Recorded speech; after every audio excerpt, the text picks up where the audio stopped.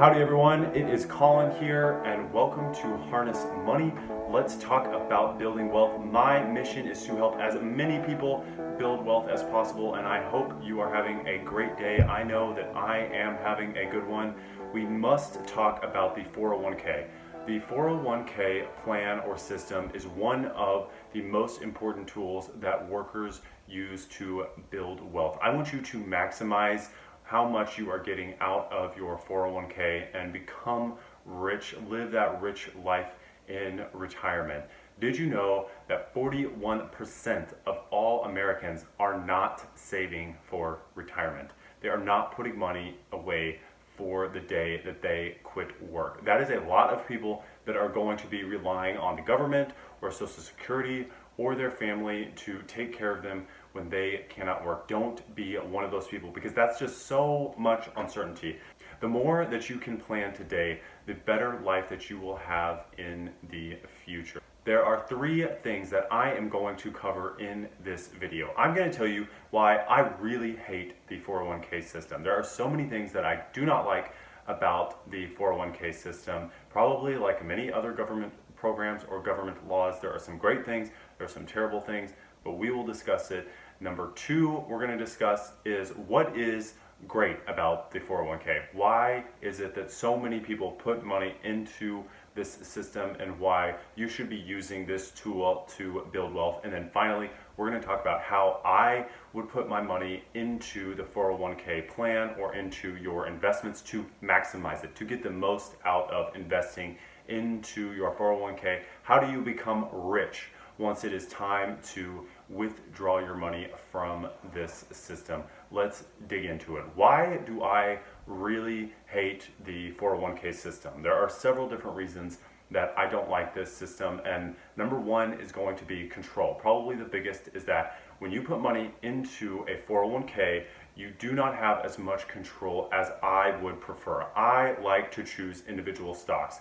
I have been obsessed with Warren Buffett since I was a child, since I was a very young person, since I learned about the Oracle of Omaha, and it just fascinated me that he just picked stocks and became this billionaire, or that's the image that they portray of Buffett. I wanted to do the same. I thought, you know what, I can emulate that success, and I can choose winning companies or winning businesses, put money into those companies, and then have them grow and become wealthy over time and build my own wealth. Well, with the 401k, with all the different 401k plans that I have had many different jobs, many different 401k plans.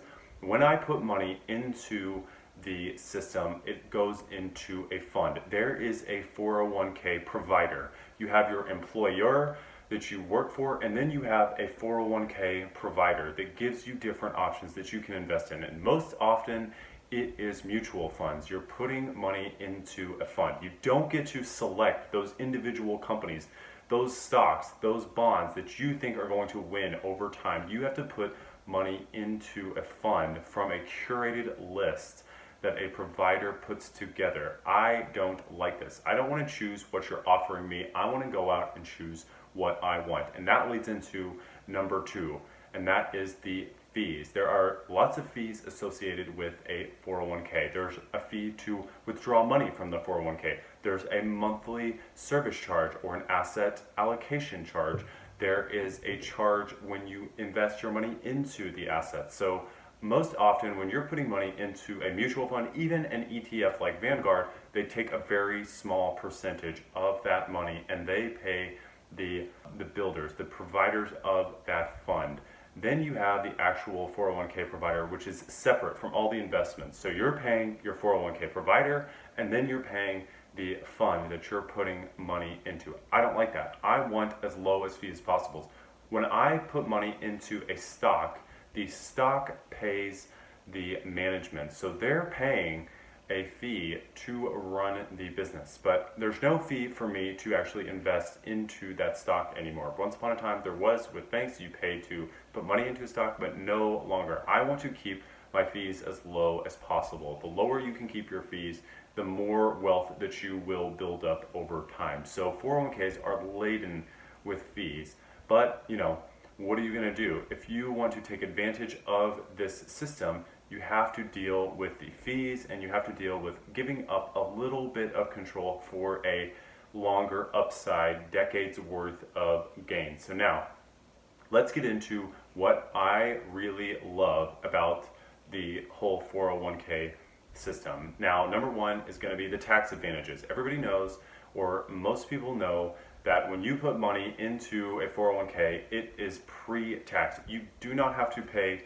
taxes on the money that you put into this system until you withdraw it, until 59 and a half, or until the day that you are required to withdraw money from this system. So from my age right now, which is 32, till the day that I retire, which is 60, 65, 70, I really don't ever plan on retiring, but the day that I retire, money will sit in that 401k account and grow and grow and grow over time, since I am invested into the stock market.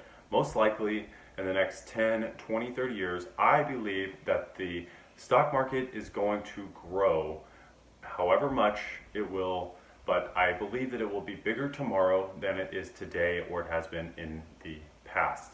That hopefully translates into the stock market. The economy and the stock market are two separate things. Most often, they are both moving in the same direction, but not always. We saw that in 2020, where the stock market initially took a nosedive, but then it started clawing its way back. Towards the end of the year, it was extremely high, where the economy was not doing well. So you have to keep in mind that they're not always the same, but that over time, the stock market usually performs better than it did in the past, that it just continues to climb higher. Now, if you're invested for decades, you get to take advantage of that, which means you get to take advantage of capital gains and you get to take advantage of dividends.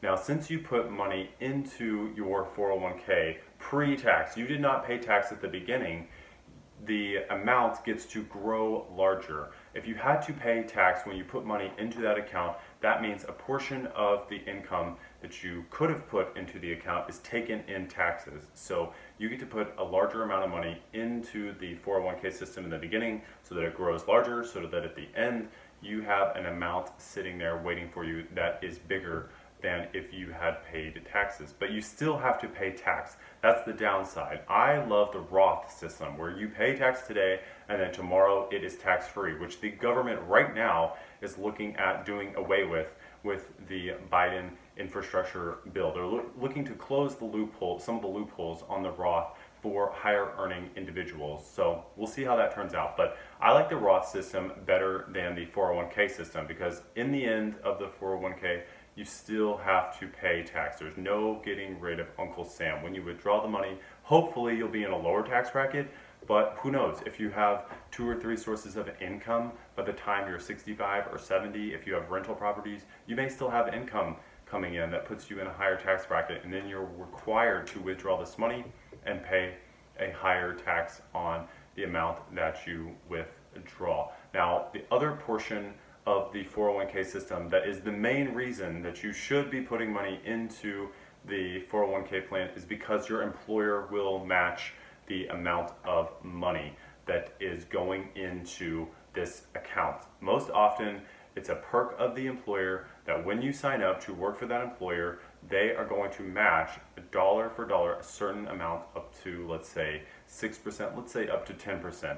You put in 5%, they will put in another 5% worth of money into this account. So they are helping contribute to the individual's retirement. Once upon a time, companies had pensions. It was on the company to provide for you in retirement. But at a certain point in American history, that shifted.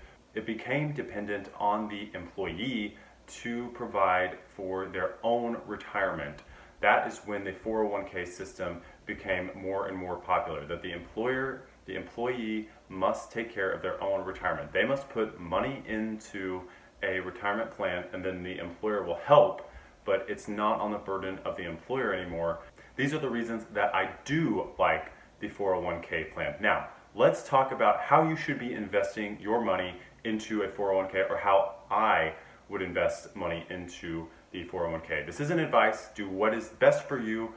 do what is best for your risk tolerance, but this is just how I would think about putting money into a 401k. I like simplicity. You have a lot of different options. You can choose all of the funds available in a 401k plan. You could slice and dice. You could put 10% of your money in one, 20% of your money in another, and then all the way to 100 and have as many different funds as you want. But you have to keep in mind, those funds charge fees. So there's a couple things that I look at. What are the lowest cost fees in your 401k plan that they are providing? I want the lowest fees. And number two, let's keep it simple.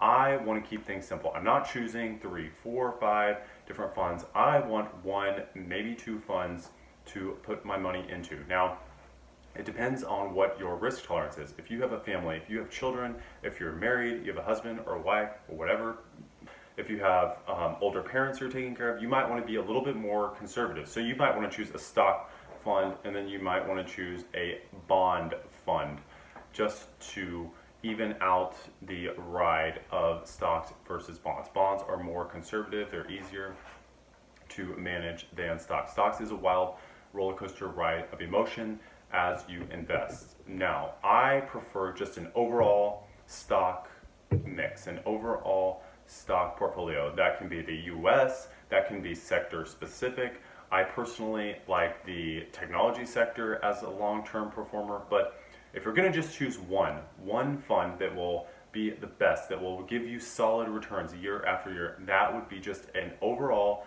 total US stock market or total world stock market fund. Put your money into one of those and just let it go and let it ride with the market. You're betting that the world economy 20 years from today will be larger than it is right now. You don't have to do anything special to reach great heights. The compounding will happen on its own. The last piece is dollar cost averaging. The best thing about the 401k system is that you're going to put money into the stock market every single month or every single paycheck. I get 24 paychecks a year, twice a month. So I am putting money into the market 24 different times per year. Dollar cost averaging into the market. Into specifically, I have selected the US stock market. You can choose a different fund. You could choose growth stocks, you could choose dividend stocks, you could choose maybe small cap or mid cap stocks. All of those are great different funds depending on what your final goal is. But generally, the US stock market will increase over decades. The key to building wealth in anything, in a 401k or in a small business, in a big business, in your career, is to constantly make progress. Continually get better at investing, get better at your job, get better at investing into the stock market. People have become millionaires by investing into their 401k, by consistently investing, by consistently putting $19,000 or whatever the maximum limit of the 401k is into that account every single month, year after year. Thank you for watching this video. I am Colin, and I hope you have a great day, and remember to make smart money choices. Till next time.